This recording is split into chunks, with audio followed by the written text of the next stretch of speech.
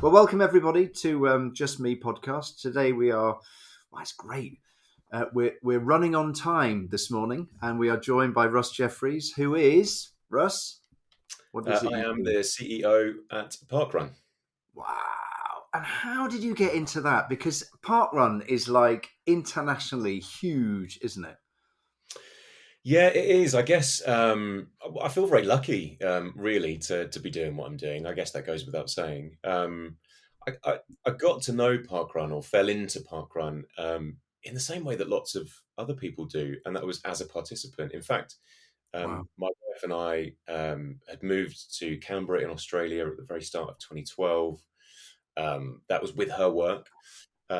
This was pre-kids. We were newly married, pre-kids, and just after an adventure.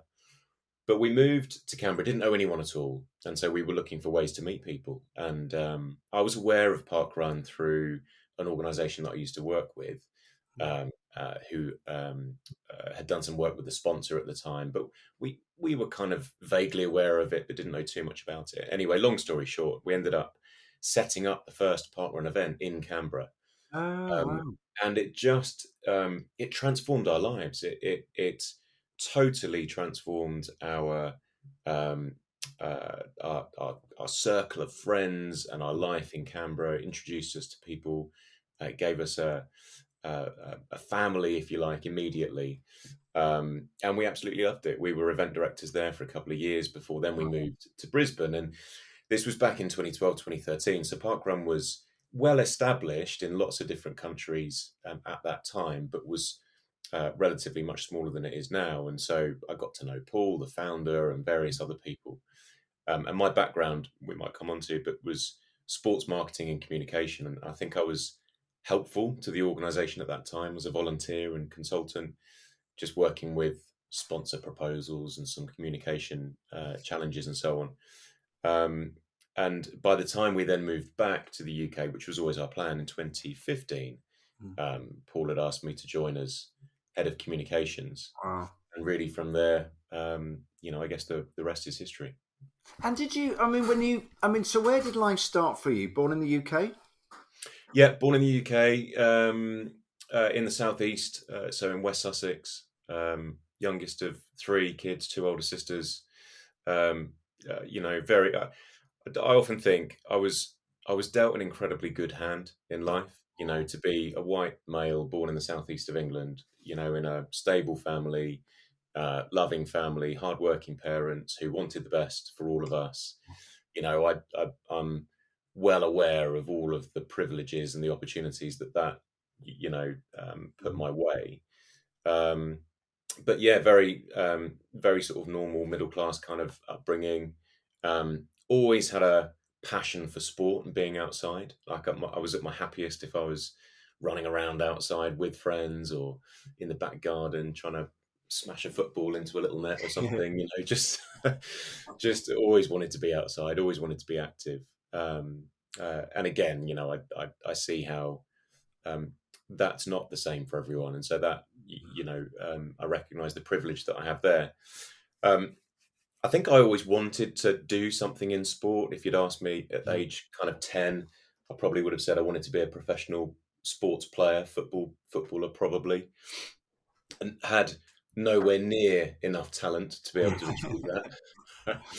um, uh, and then, had ideas and aspirations to go into journalism, sports journalism. I thought Wow! if I can't be on the pitch playing football, maybe the next best thing would be to be in the stands and writing about it. Yeah, yeah, yeah. That sounded pretty cool. And so, you know, uh, ended up going to university studying history, but that was always with a view to maybe there's something in the wider sports industry. I didn't know exactly what, um, but from sort of teenage years onwards, I was pretty fixed that that's the direction that I wanted to go in. But why history? I don't know. I think it was, I wasn't massively academic. I was all right at school. Did good GCSEs, reasonably good A levels. I think as I went to university, gradually my kind of academic ability, I was reaching the ceiling of my academic ability.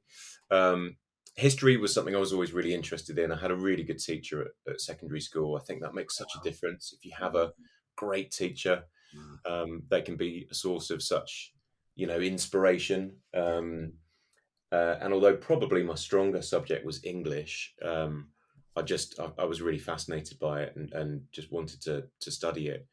But I always thought that it was not because I wanted to pursue history after university. It was, I don't know, it was maybe just a route to get to uni, to do something that I was passionate about and interested in, but that was broad enough that it wouldn't necessarily limit me in terms of career options afterwards. Right. So what have you learned along the way? What's life kind of taught you? I mean, obviously going to Australia and kind of getting involved in parkrun enabled you to kind of see people and stuff. Yeah, I d- like I think loads of things. I think hard work pays off. Brilliant. Like there's no substitute for that. I've always been pretty driven, and whether that's um, from a work perspective, so I can just um, uh, focus when I need to, and just work bloody hard when it's needed. I think that's really important. Um, I think saying yes to opportunities, Lovely. like just I've always That's I've lovely. always been a big believer in like just say yes and then work out how you're going to do it afterwards, Brilliant. um, and be reliable. Like just I think I've never been afraid of sort of doing the things that other people don't want to do, or just um, being helpful, being useful, being reliable. I think that's so important. And curious. I think that it's a big thing for me, but I've always been really curious, really, and maybe that played into some of the subjects that I, was good at and then chose to do at uni, but just interested in why things happen, why things are the way that they are, um, why people believe some of the things that they believe, how it all fits together. And so, although, um, as I said, like I think I reached the ceiling of like my academic ability, that curiosity has helped me continue to learn, continue to grow. That's really lovely. And who has could have been major help to you? I mean, you mentioned your history teacher at secondary school, but who else has kind of helped you kind of stay focused and keep going along the way? Just so many people. Like I think, obviously I look back at teachers that I had at school, Mm. providing, good inspiration, good lessons at the right time. My family, I think I take a lot from, I think I've got a lot of my work ethic and competitive drive from my parents. Um, really hardworking, really disciplined, great role models for me. Um, and then along the way, just uh, in my sort of work experiences, so many different people. I've always tried to Brilliant. hang on to connections. So although as you move around in your career and move Mm. jobs, even move industries, I've tried to keep in touch with people. I've never been afraid to ask for advice or ask for help, especially if I can see that these are people that I can learn from, or they've been in situations that I find myself in, and they'll have a good perspective on what I'm going through now, or how that might be helpful. Brilliant. That's really lovely. And what obstacles have kind of helped and hindered along the way? Because I mean, no one gets an easy run, do they? I mean, literally, they don't. I mean, wherever you're born, whatever point of privilege, there's always stuff that kind of gets in the way, the obstacles. So, what ones have kind of helped and hindered you along the way? And it hindered. I was made redundant twice in pretty quick succession. In fact, just a few months before my wife and I got married in Gosh. 2010. That feels like such a massive setback at the time. I know, I know it's not particularly unusual, but I think it can feel crushing at that moment, and a real um, uh, uh, a challenge to see how you can, you know, come back from a setback like that. Mm. Um, Of course, in hindsight, I think you're able to look back and think, actually, it happened for the right reasons, and the timings might have been challenging, but that period of time allowed me to really try and think about what I wanted to do next. Um, but notwithstanding that, a real challenge, a real bump in the road. We when we came back to the UK in 2015, we not long after that we had twins, but they were born incredibly premature. They were 10 weeks early. Wow. They're 7, nearly 8 years old, and incredibly happy and strong, healthy kids now, which is great. But at the time, again, it felt like, Wow. what a challenge to go through, and I think we just retreated into probably a bit of a fight or flight type response, where we're just taking every day as it comes, and work were very supportive at the time. But these are, I guess, setbacks, challenges, added layers of complication and difficulty that get thrown your way. I think I reflect on all of it, though, and think, very little in life goes in a straight line. Yeah. Whether it's careers or relationships or whatever it might be. The reality is, you never get from A to B in a straight line, and actually embracing that, and understanding that we're all going to face, upsets, challenges, we're going to go on U-turns, detours, we're going to have to change direction, I think is a really helpful reminder that, like, that's normal. And actually, normally those opportunities are the ones where it's probably a bit more interesting, but also that's the opportunity for growth and learning and reflection. That's really It'd be nice. pretty boring if everything, I mean, don't get me wrong, like, it would be nice if occasionally things just went to plan, and you got from A to B in the shortest possible route. But I think you have to accept that some things are just outside of your control. And really, the only thing you can control is your response to those That's okay. situations. That's really nice. So that's really nice. So what keeps you going when, because we all get questioned, don't you? I mean, you talked about your resolve and you got that from your parents and your upbringing, but what does keep you going? Because, I mean, the CEO of Parkrun, that's a big job. I mean, it's a lot of people, it's a lot of responsibility, and you must get challenges all along the way every day. But what keeps you going? What keeps Russ keeping on trucking? Yeah, I think I'm lucky with Parkrun that we've got an incredible purpose. Yeah. So, so the organization itself, like what we do, as a collective, the 60 odd staff around the world, but the thousands of volunteers that turn out every week and help to deliver Parkrun right across the world.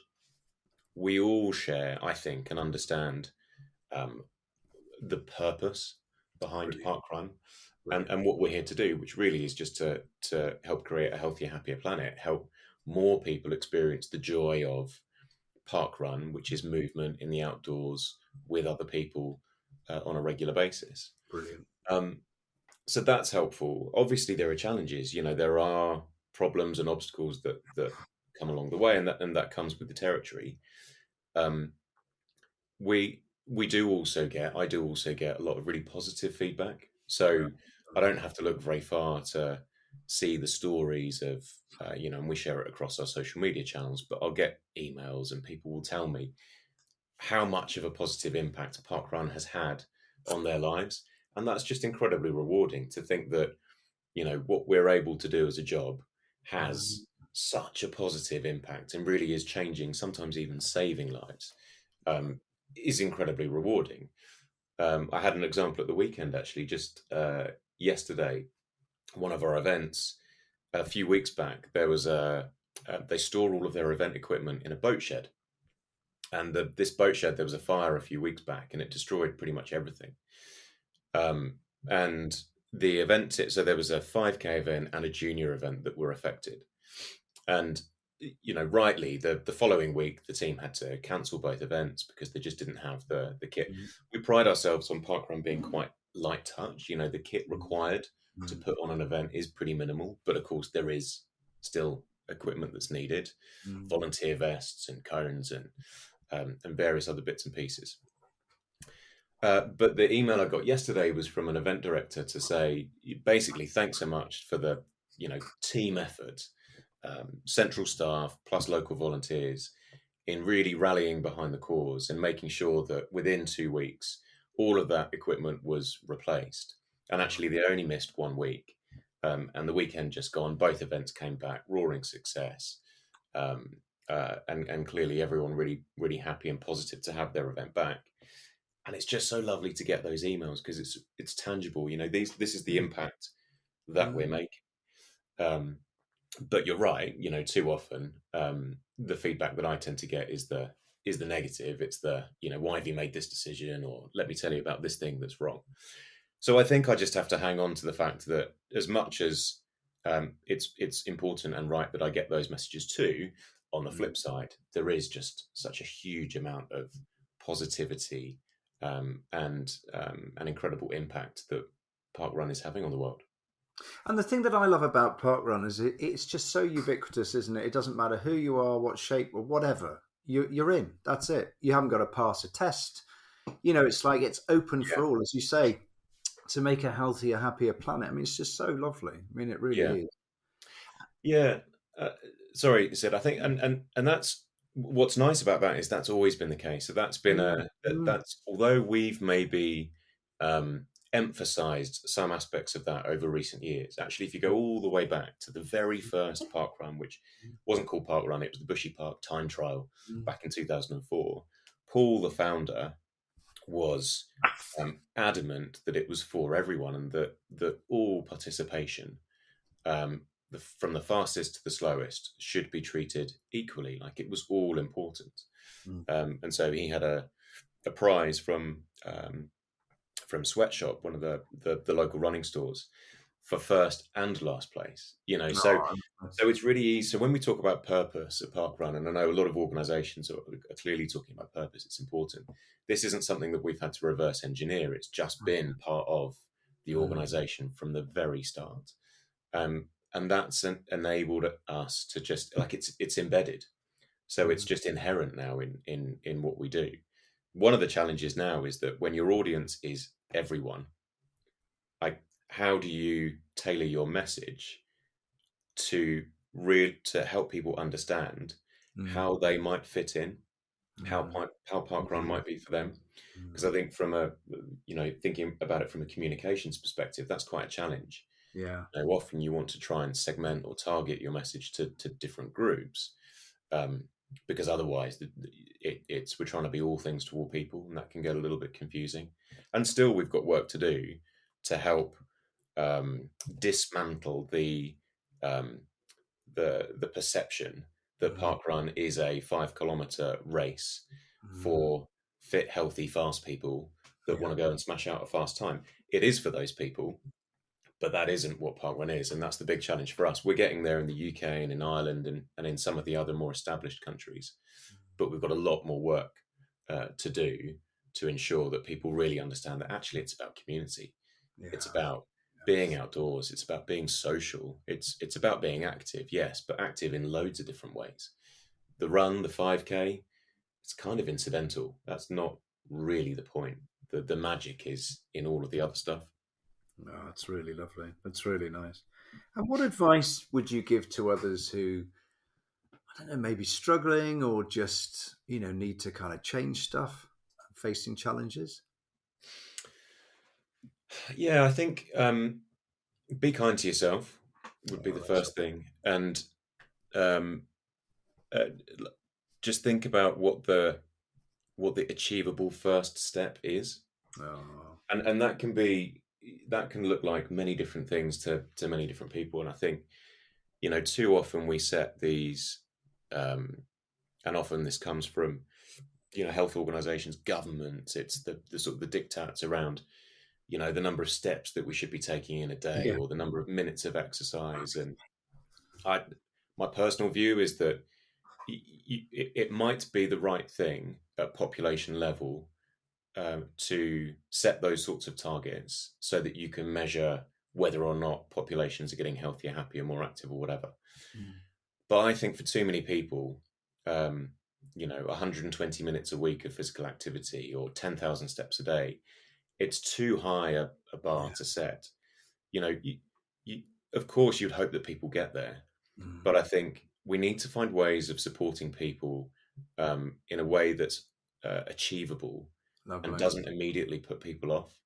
Yeah. We often say, um, you, Lovely. you, you don't need to complete a park run. You don't even need to do the 5K. Just turn up and watch, speak to a few people. And that's an amazing first step.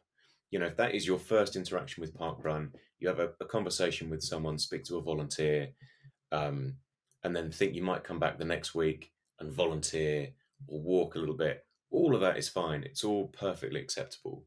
And we Mm. want to support people on that journey. Equally, park run might not be the solution for some people, and that's fine too. But find what works for you.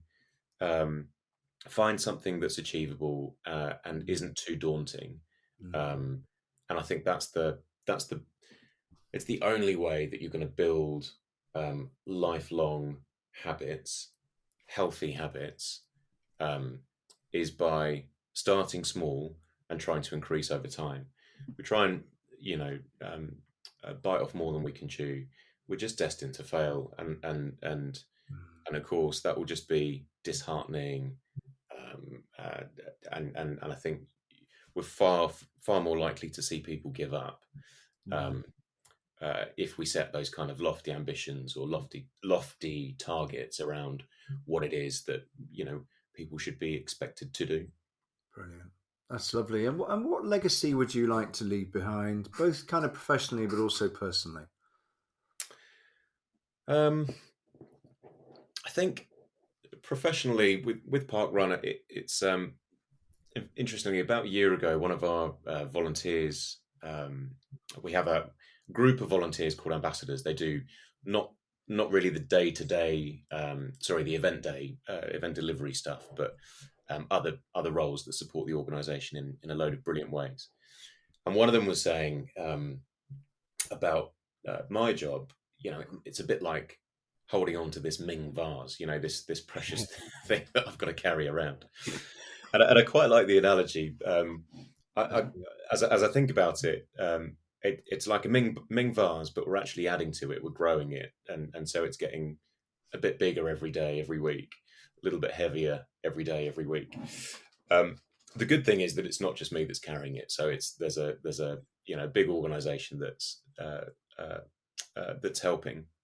I think if you take that sort of analogy, um, what would I like to achieve professionally? Well, Mm.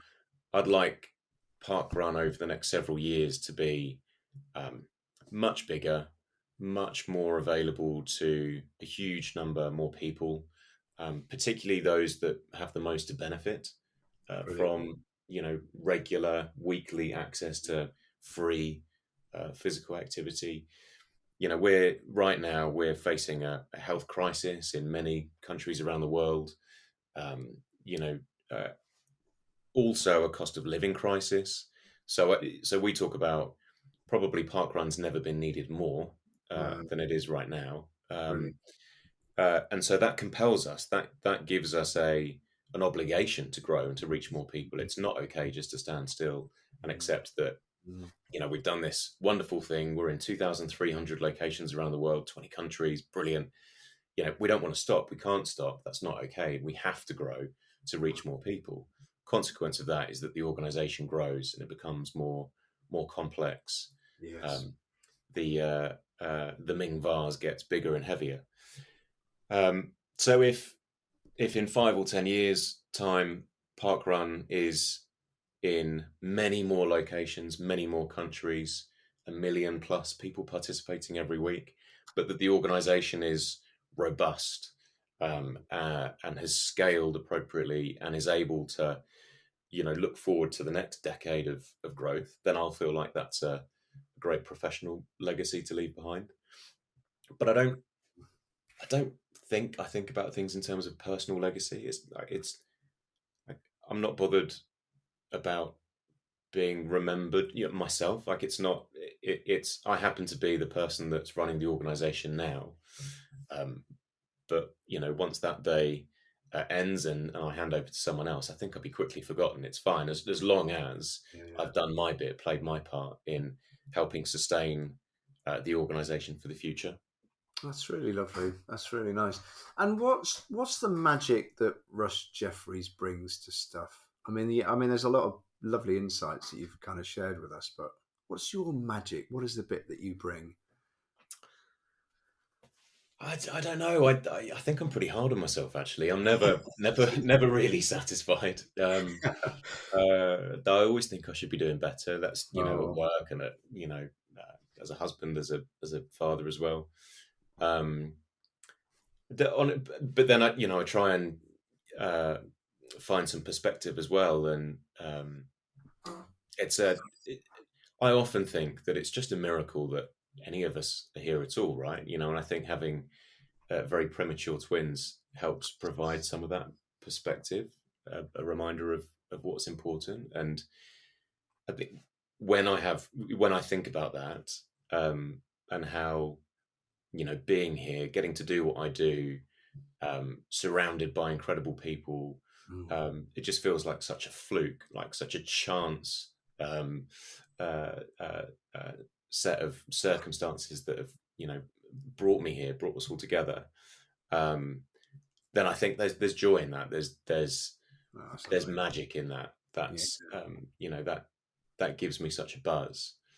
Um, I think I'm pretty driven. I think I'm really competitive, annoyingly competitive, probably.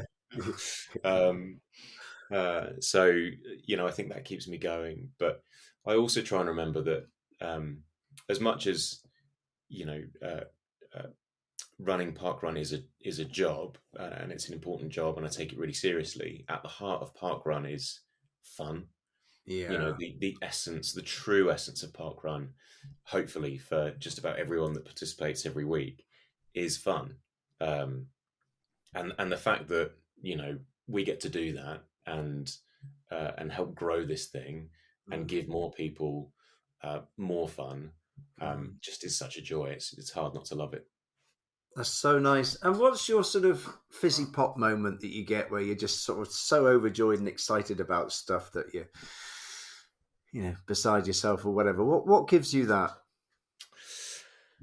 I don't know. I feel like um, I'm quite level, so I don't tend to experience sort of the highest highs or the lowest lows, and so I tend to be fairly sort of measured in that respect. Um, I do love. I was in Copenhagen at the weekend, a weekend away with Jess, my wife, and but we went to the one of the park runs there, Oh and wow. I just love meeting people and hearing their stories, and speaking to the event team there, and they're just so proud of what they've created, and obviously I can relate because I've been there myself. I've been an event director. Like I know what it's like to have that community around you, and like they're the real heroes. I sort of sit in an office or travel a bit and help look after the core administration of the organization. But these are the people that are, Yeah. out there in the community making such a difference, and hearing their stories and seeing how proud they are Oh, of what they've achieved. It was their 700th event at the weekend. The event that I wow. went to, and there's just so much joy and enthusiasm, and that's pretty infectious. And did you? I mean, did they know that you were going? Yeah, so I got in touch just to say because I wanted to find out who I should be connecting with, Yeah. but I don't like to I never get up and say anything because it's not again it's not about me. It's they're the event team, um, but I always like to try and have a chat with the volunteers that are there and find out a little bit about them. So yeah, we hung around afterwards and had a great chat. It was lovely to meet them. You must be so proud though, because it's. I mean, I know it's not your organisation; it's your name above the door. But Yeah, just to go to somewhere like Copenhagen and just kind of, it just be such a buzz of just knowing that all the things that you're doing behind the scenes that people don't get to hear and see yeah, is still enabling all of that stuff to happen. It's just brilliant. it is, and I think living and working in the UK, I think we can be a little bit uh, used to the fact that parkrun really has become quite a household name. Yeah. So it's pretty easy now to, there was a time when, if I met someone new and they asked what I did, I'd have to explain parkrun, and, Mm. they wouldn't necessarily have heard of it. Now that's less the case. I think, it feels like most people have, and whether they do it or not, they understand what it is. One of the things that struck me, I mean, parkrun's been in Denmark. In fact, I think the event in Copenhagen was probably one of the first outside of the UK, so it's pretty well established. But there's, I don't know, 7 or 8 events across the country. But one of the things that struck me was we checked into the hotel, and the really helpful guy at reception was asking us if we had plans for the weekend. And really, we didn't have too much going on, but we said, oh, well, we're going to do the park run Saturday morning. I said, have you heard of it? And he went, oh, yeah, which one? Armagafjärland. Yeah, I've done that one. Did you know it's Copenhagen Half Marathon this weekend? It's probably going to be quite busy. And he quickly got onto the parkrun website, and he was clicking on the different event locations. And I got a real buzz out of that, because I was thinking, this is, Oh. we're in first time we've been in Denmark, and it felt like, wow, this sort of cultural phenomenon that this wouldn't be an unusual conversation for me to have in the UK, but it feels like quite a thing where someone at the hotel is saying, yeah, I know that, and actually I've done it, and Wow. and he was giving us his recommendations and telling us which ones he enjoyed, and it really felt, actually, this is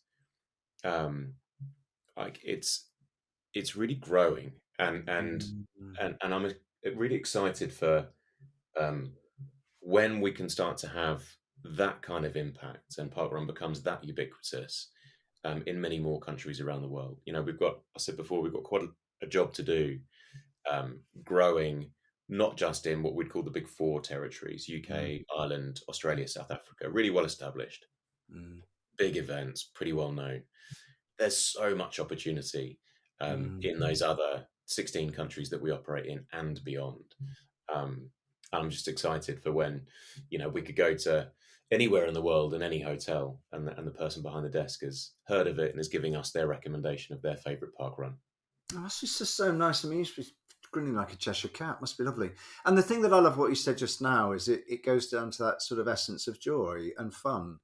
And I Yeah, think that's so lovely, isn't it? Yes, it's about a healthier, happier, world, etc., etc. But that joy and fun is just so lovely. I mean, it really is. it's so important. I think, unfortunately, um, it's too easy for joy and fun and social connection to be engineered out of modern Mm, life. In some ways, it has been engineered out of modern life, and mm, that's one of the convictions that underpins our mission as an organization is human beings, we think, have an innate need to be yeah, active, social, and outdoors. Like yeah, those yeah. conditions, I think, are what underpins a healthy, happy life. I think without that, it's a real struggle to see how anyone can have truly a healthy, happy life. Mm, So our mission then is about trying to provide those opportunities for more people, but it has to meet those objectives. It has to be that people are active. We're giving people an opportunity to be active. It has to be outdoors, and it has mm, to be social. Um, because I think when you get that right, when you get those that opportunity, I think it is joyful. I think we're mm, born to be mm, active, social, and outdoors. mm, I think that's probably one of the big reasons why parkrun works. mm. Take away any one of those aspects, and there'd be some benefit. It wouldn't be parkrun, but I think it would be missing something. That's really lovely. And what one word would you use to describe yourself? God, Yeah. that's a challenge, isn't it? Maybe driven. Okay. And I think that's it can be a good thing and a bad thing. Uh, I've I've always been determined to be good at something. Mm, Um, I think that's a lifelong journey. I think I'm still working at it, but I think that drives me. And maybe there's something in the um, ultra competitiveness that I've got from childhood, maybe being the youngest of three. A passion for sport. I don't know what it is, but something's there that just drives me to do better, be better, do more. That's lovely. Russ Jefferys, wow. Thank you very much for your time. It's been wonderful listening to you and gaining some wonderful insights. It really has. Thank you very much.